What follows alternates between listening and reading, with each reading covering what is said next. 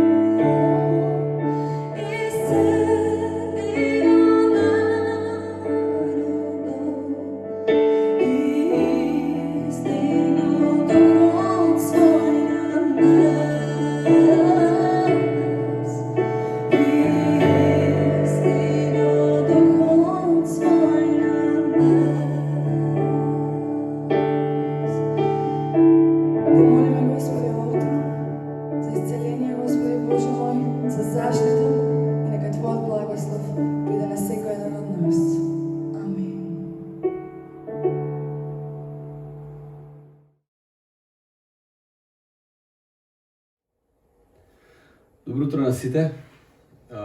Еве денеска недела Сабајле, имаме нашата неделна богослужба и ден во кој сакаме да го споделиме Божјиот збор со сите вас кои сакате да слушате што Господ има да каже денес. Верувам дека Господ секој ден има нешто за нас да каже. Посебно кога читаме неговиот збор, ја слушаме неговата волја, едноставно го разбираме тоа што Господ го прави и знаеме како да живееме, како да се менуваме. Иначе, живееме во едно многу тешко време, токму во периодот кога минуваме низ тоа уникатно страшно искуство на пандемија со коронавирусот. Ние во нашата серија проповеди минуваме со пророкот Еремија. Пророкот Еремија е многу интересен пророк, тој живеел во едно многу тешко и страшно време. И реално можам да се поистоветам со многу нешта кои ги читам таму и верувам дека како што мене ми беа наохрабрување ќе бидат можеби и на секој еден од вас. Постојано ја пратиме ситуацијата во светот. Постојано гледаме вести во последните 24 часа колку луѓе се заразиле и колку луѓе изгубиле битката со вирусот. Постојано сме во некакво исчекување за тоа да видиме како ќе продолжи животот понатаму. Постојано слушаме дека пандемијата, врвот на пандемијата, тоа пикот што го викаат, тек ќе дојде. Постојано размислуваме каков ќе продолжи животот после пандемијата.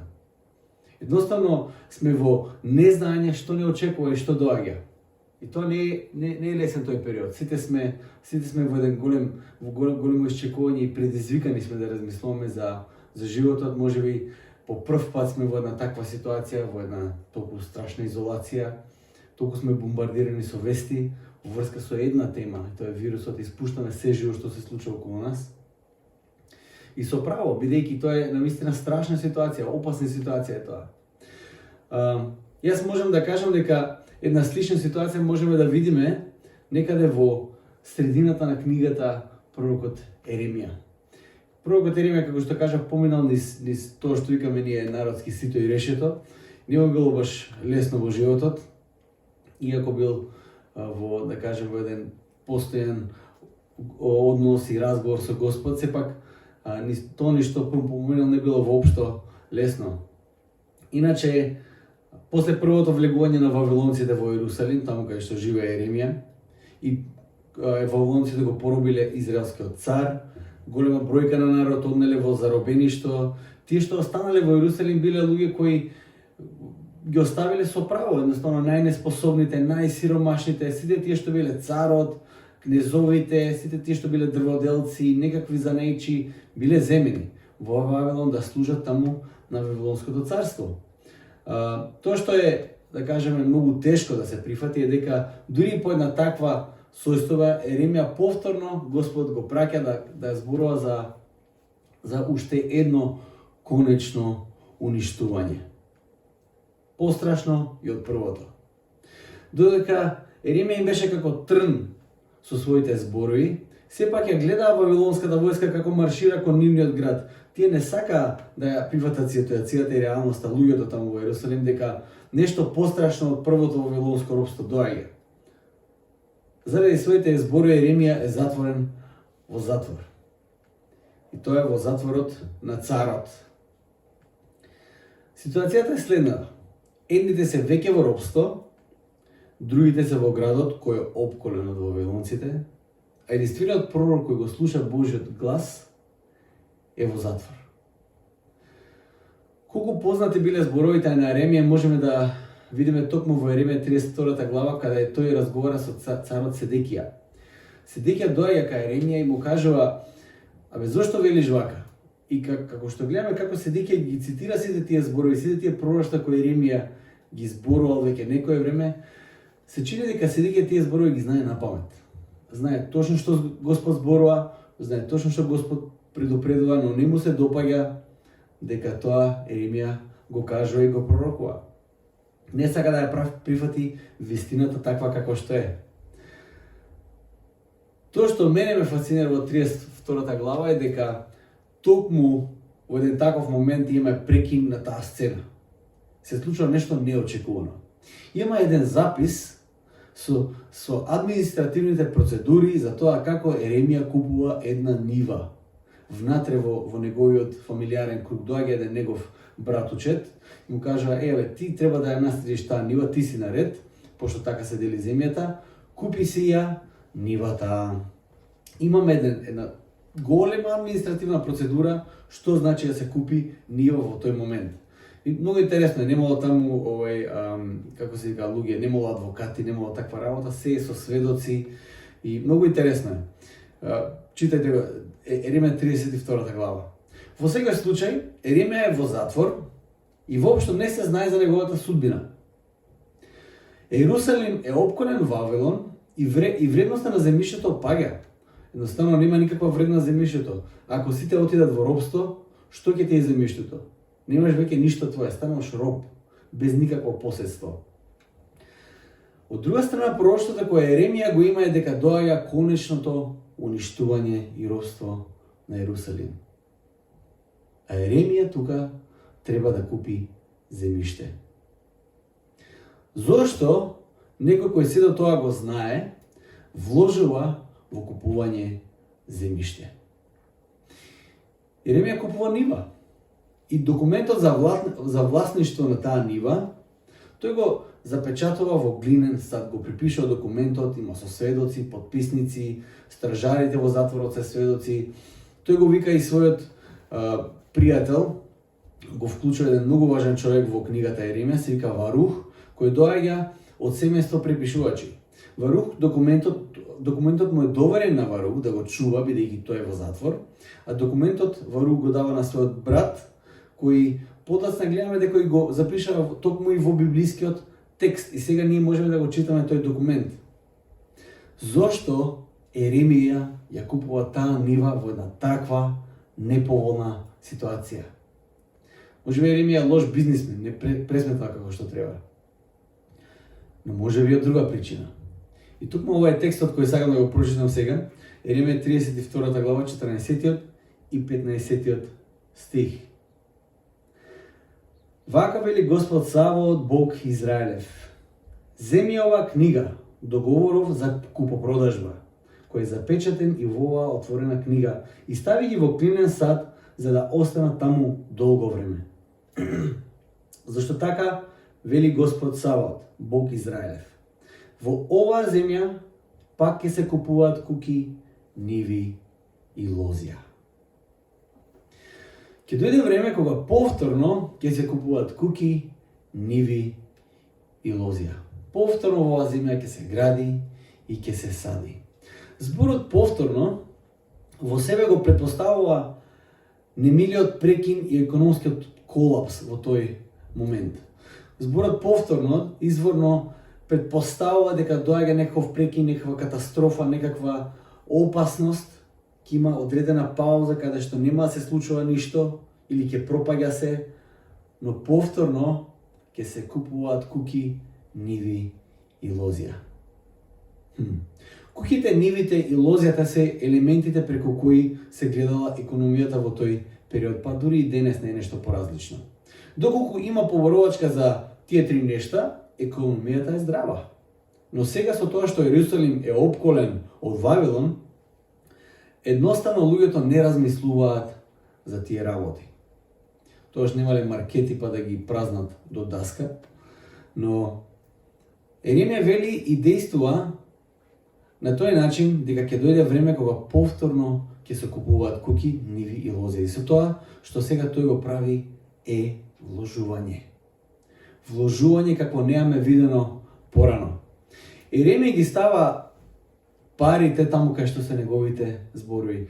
Еремија не само дека зборува нешто дека ќе се вратат израелците тука, дека ќе има избавување подоцна, туку Еремија во тоа ги вложува и своите пари и купува нива. Тој со купувањето на земјата сака да каже дека пророштво дека ќе се вратат израелците на своето наследство е пророштво кој првен тој го верува и тој го живее.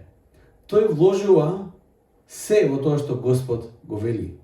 Актот на Еремија да ја купи нивата во време кога се до тоа губи вредност е вложување со зборови и дела во тоа што Господ му го кажал. Тоа што после кој знае колку години, ќе се врати, може би потомците на Еремија ќе се вратат на тоа место и повторно ќе се ја земат нивата во свое поседство, покажува дека уште една работа, многу важна работа. Зборовите на Еремија ќе го преживеат времето, тестот на времето. Зборовите на Еремија ќе покаже дека тој е пророк кој е пратен од Господ и дека не само тоа, треба да послушаат и останатите работи кои тој ги кажува и ги напишал. Ги утврдува зборовите, кои ги зборувал, и зборовите негови, како што кажа, го менуваат тестот на времето. Во една таа слика, во една таа голема слика, има едно прашање кое верувам дека Еремија на своите современици го поставува и кое е многу важно. Дали можеме да го видиме животот после Вавилон, после вавилонското робство? Дали можеме да го видиме животот после вавилонското робство, пред и тоа робство да се случи? Дали ја имаме таа храброст? Дали ја имаме таа смелост? Дали ја имаме таа вера? Верувам дека прашање кое ние треба да си го поставиме на нас денес е: дали можеме да го видиме животот после оваа тешка ситуација? Дали нашето внимание е толку сконцентрирано на сега оваа ситуација што ние не можеме воопшто ни да замислиме како животот ќе изгледа после таа ситуација, дури можеби ни е страв како ќе изгледа животот. Можеби од тоа што не сакаме да размислуваме, понатаму си ние веќе на шала. Со се шалиме, барем ние македонците, за тоа сме добри. Но дали реално размислуваме како животот ќе продолжи после оваа ситуација? Ова прашање е многу важно затоа што оваа ситуација става прашање на многу нешта во нашиот живот. Можноста да се види преку моменталните потешкотии е предизвик кој новозаветните писатели со кои ја предизвикувале црквата која постојана била во прогонство. Тој е предизвик кој новозаветните писатели го давале на црквата во првиот век. Тој е предизвик кој е положен и на нас денес. Еве неколку цитати да прочитам во 2 Коринтијаните 4 глава 16 до 18 стих. Иначе во 2 Коринтијаните Павле тука се чини дека е во една страшна депресија, се чувствувал самено, изморен од животот. Но тој во една таква страшна ситуација пишува вака: затоа не се истоштуваме, па и ако се распаѓа нашиот надворешен човек, внатрешниот се обновува од ден на ден, зашто нашата сегашна лесна неволја ни донесува прекумерно и неизмерно вечно изобилство на слава, зашто ние не мислиме на оно што е видливо, туку на оно што е невидливо, зашто видливите работи се поминливи, а невидливите се вечни. Или Петар во своето прво послание, првата глава, кажува вака: затоа радувајте се, макар што можеби сега ќе треба малку и да тагувате поради разновидни искушенија. А кои беа тие искушенија? Па Петар беше во затвор со Јаков, кој беше убиен. Петар едва спаси жива глава. Многу од христијаните, Стефан, негов близок соработник, беше каменуван, првиот маченик Стефан. И црквата е прогонета во тој момент. А Петар вика: издржете. И не само издржете, радувајте се. Макар и за тие разновидни искушенија со кои се соочувате. Та вашата вера, испитана да излезе подрагоцена од нетрајното злато, кој сепак се испробува преку оган за пофалба и чест и слава. Кога ќе се појави Исус Христос, кога го сакате иако не сте го виделе, и во кого верувајќи сега и не гледајќи го се радувате со неискажлива и слава и радост, примајќи ја крајната цел на вашата вера, спасението на душите. Павле го прави истото нешто што Еремија го правеше. Тој своите зборови ги потврдуваше со своите дела. Својата моментална потешкотија ја гледаше преку Божјата иднина која е ветена на секое негово верно дете. Како што Еремија беше во затвор заради неговите зборови, така и Павле го помине големиот дел од животот во затвор заради проповедање на Евангелието. Влогот на Павле беше во тоа по секоја цена да го проповеда Евангелието и навестува дека Исус е единствениот владател и цар, макар тоа да значи и негово затворање и негово убиство. Во Филипјаните, кога Павле го пишал посланието до нив, Тој кажува вака, тој го пишал тоа послание од затвор. Тој страда. Но пишува вака, едни го проповедаат евангелието со добри намери, но некои го проповедаат со лоши намери за да ми наштетат. А за мене тоа не е важно, бидејќи секако се проповеда евангелието, макар и јас затворен. Еремија и Павле вложија се со своите зборови и дела во Божјата иднина. Тие веруваат дека тоа е единствената иднина која постои. И знаете што? И беа во право. Нивните зборови ги потврдува тестот на времето. Тие што го затворија Еремија исчезнаа, дури беа и убиени. Еремија, јас верувам дека неговото семејство наследи нивата што ја купи. Павле, неговите зборови, неговите писма денес ги читаме. Еве ги тука, дел од Библијата, тие што го затворија. Па нив ги знаеме заради неговите писма. Тестот на времето го одржа Павле, понатаму бидејќи неговиот влог беше на вистинското место. Искрено не знаеме како целата ситуација со вирусот ќе продолжи и како сето тоа ќе влија на секој еден од нас посебно. Можеби некој близок кој боледува од коронавирусот. Можеби сега сте во постојана молитва и исчекување за таа ситуација. Можеби некој од вас веќе има нарушено здравје, па живее во страв и во изолација. Можеби некој од вас води некој бизнис и трпи константни загуби заради таа економска криза во која сега западнавме. Размислува како ќе биде животот понатаму. Можеби некој има страв и за своите деца. Сите тие се реални стравови, реални ситуации и мора да признам многу тешки битки. Тоа е реалноста на животот. Се соочуваме со таа работа, се соочуваме со вирусот, со пандемијата. Не знаеме како ќе се развива тоа. Токму тука не удира реалноста. Токму во тие моменти можеме да ја забележиме непостојаноста и несигурноста на нашата сила и можеби местата во која била положена нашата сигурност и надеж. Местата каде што сме се надевале, местата каде што сме се чувствувале сигурно, местата каде што сме кажале тоа е нашето сидро, ќе не држи, гледаме дека губат сила, губат релевантност и може тоа да се промени преку ноќ. Но токму во тие моменти, верувам дека Исус стои пред нас, како единствената надеж и сигурност. Нема друга надеж, нема друга сигурност.